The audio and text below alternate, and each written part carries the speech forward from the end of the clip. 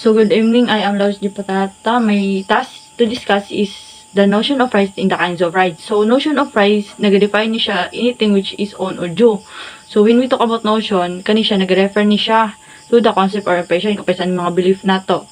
Example of notion of rights are those basics right and freedom that every people possess from birth until death. So basics right or human right nag-include diri ning kaning karapatan nato mabuhi, kaning right to life. So, o kani siya makalit pud ni siya to those women are planning for abortion. O second is, another one is the right for education. This is for the child goodness in order for them to learn and to become educated. They have the right to learn and a lot of more. So, notion of rights or our rights is also more powerful daw. So, bounded to be respected. So, when we talk about moral power is possess goodness. O we should respect each our right because it is the only way for us to make our choice and obtain our freedom. So, we're done to notion of right. So, proceed na po ta sa 6 kinds of right. So, first we have the rights. Natural rights is based on natural law. So, kani siya, meaning ani niya, dili ni siya mawala og natural na nag-exist yun ni siya.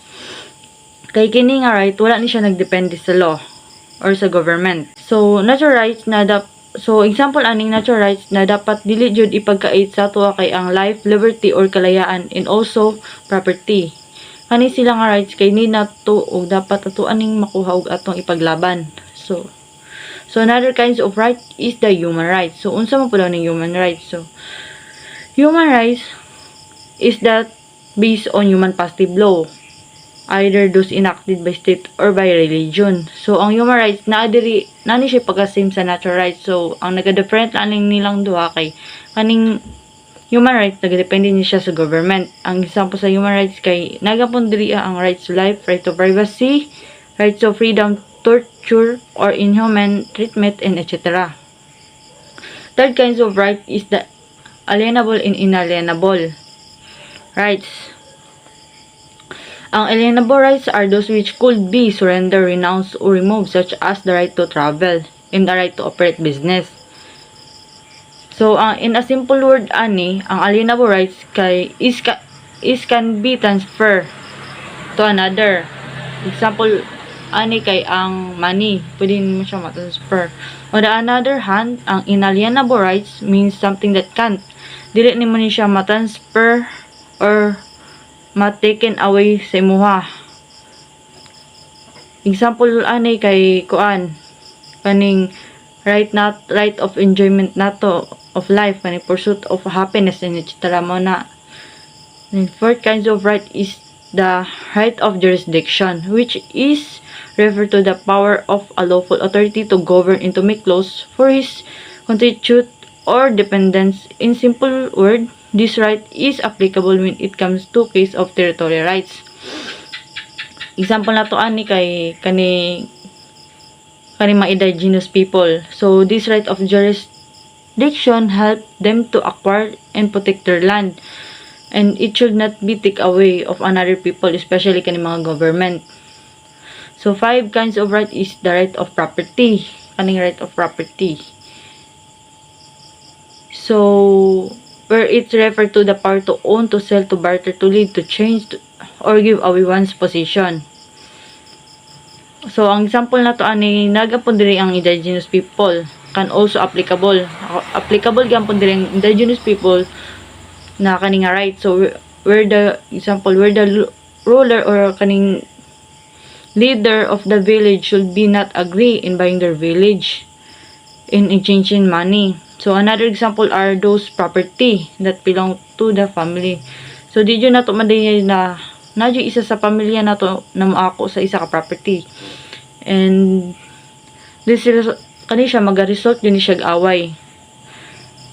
If one member of the family cannot decide or do an action na ibaligya ang ilahang yuta without telling the another member, so another member of the family. So, this right is very applicable jud para mapugan na dili maayong action when it comes to property. So, last but not the least is the jurisdiction in non-jurisdical. When we talk about jurisdical rights, it based on the natural law and is also defined as a right of should be Dapat ni siya respected, permitted, and fulfilled as a matter of justice. While the non-juridical kaning rights is based on by virtue rather than strict justice. In simple word, the juridical rights is a right that should be treated equally. A person associate with it cannot be discriminated. Dapat di mo i-harass when negotiating or assign an agreement. Ang example of this kay ang mga artista or model. So, kani mga Miss Universe, kani sila kayo na ano sila mga contract, di ba? Na dapat kinahanglan nilang pirmahan. Kailangan nilang pirmahan. Og sundon, in time sa ilahang pag-negotiate, dili sila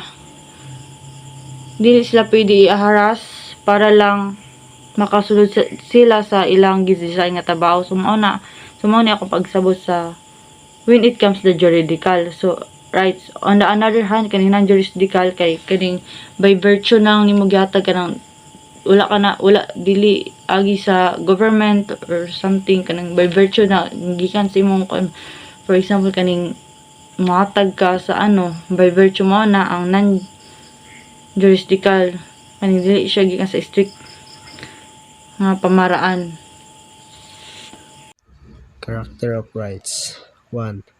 Coaction is the power to inherit in the rights to prevent their being violated and to exact redress for their unjust violation. 2. Limitation is the natural limits or boundary beyond which a right may not be insisted without violating the right of other. 3. Collision is the conflict of two rights so related that it is not possible to exercise one without violating the other. In the resolution of conflict, the right which should be prevail is that which one belongs to the higher order. 2. Is considered with a graver matter. Or 3. Founded upon a stronger title or claim. Rights to data subject. Under Chapter 4 of the Act, there are 8 rights that belong to data subjects, namely 1. Right to be informed. 2. The right to access. 3. The right to object. 4. The right to the erasure and blocking. 5. The right to rectify. 6. The right to file a complaint. 7. The right to damage. 8. The right to data portability. The Bill of Rights. A list of rights pertaining to persons.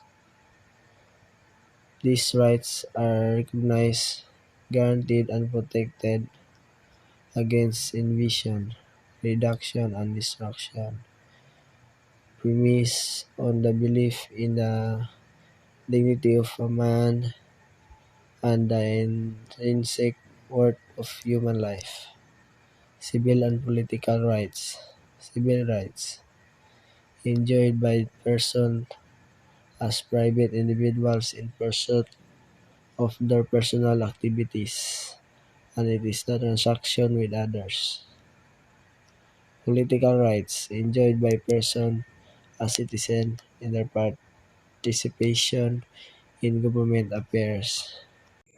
So now, let's tackle the economic, social, and cultural rights. Economic, social, and cultural rights are important as political and civil rights for freedom from detention, torture, and other forms of political representation will be meaningless when people are hostage to hunger, disease, ignorance, and unemployment.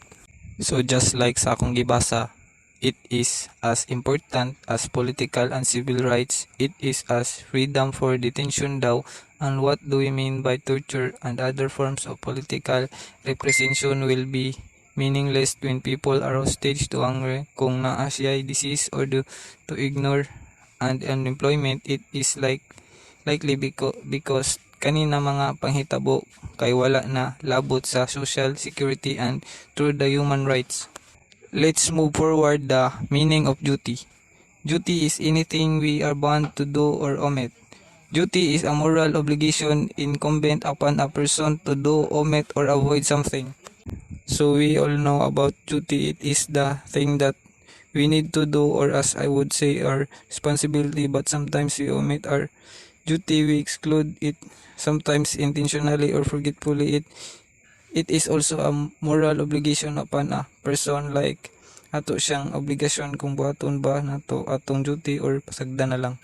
Next is correlation of rights and duties. Rights and duties are correlative in a given person. One who has a right to something has the duty to act consistent with that rights. A prevailing error is insisting that other people respect our rights while we ourselves do every little about our duty to act consistently with such rights. So in my own perspective, it is always balanced. One who has a right to something has the duty to act consistent daw parehas anang you have the rights on education, dapat i-fulfill nimo imong duty ana and na mahimo kang consistent. The last is reciprocity of rights and duties. Interpersonal relationship, rights and duties are reciprocal. The rights of one person implies in other the duty to respect that rights. So ang right and duties daw kay reciprocal. So what do we mean by reciprocal? Is given or done in return. So bali balance chapon silang duha. When we have rights, we also have duties and responsibility. Kinds of duties. Natural duties are those imposed by natural law, such as the duty to care for our health. Positive duties are those imposed by human positive law, such as the duty to pay taxes and to observe traffic rules. Affirmative duties are those which require the performance of a certain act, such as casting a ballot during election or applying for a business license. Negative duties are those which require the omission of a certain act, such as carrying illegal firearms or not destroying the property of another. Exemption from duty. Duties are to be fulfilled readily unless compliance is prevented by a strong and just reason. A student has to attend his classes unless sickness prevents him from doing so. A driver must observe the speed limit unless be rushing a dying person to hospital.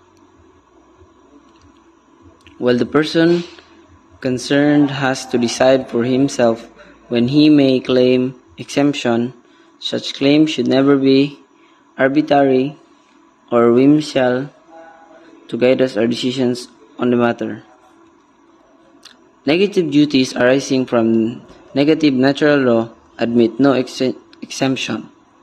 Negative duties are those that require the omission of an evil act when such evil act as to be omitted is intrinsically evil. Nobody can normally claim exemption. Affirmative duties arising from affirmative precepts of natural law admit exemptions when the act is rendered impossible under certain circumstances or would involve excessive hardships on the person. Again, the duty is to preserve human life becomes an affirmative duty when it becomes a question of providing expensive medical care to a person whose family does not have financial resources. Ordinary hardships which come along with the performance of a duty do not exempt one from complying with such duty. All duties involve certain degree of difficulties, trials, and sacrifices on the part of the person bound by them. Conflict of duties. It happens sometimes that the person is confronted with several duties which must be complied with the same time in the situation. A person must learn how to prioritize his duties. The following guidelines will be useful. Number 1. Duties towards God must be given priority over towards men. Number 2. Duties that secure public order or commonly good have the priority over those that safeguard the individual. Number 3. Duties towards the family and relatives take precedence over those towards strangers, except in cases of nepotism. Number 4. Duties of greater importance take precedence over those of lesser importance. Number 5. Duties based on higher laws take precedence over those coming from lower laws.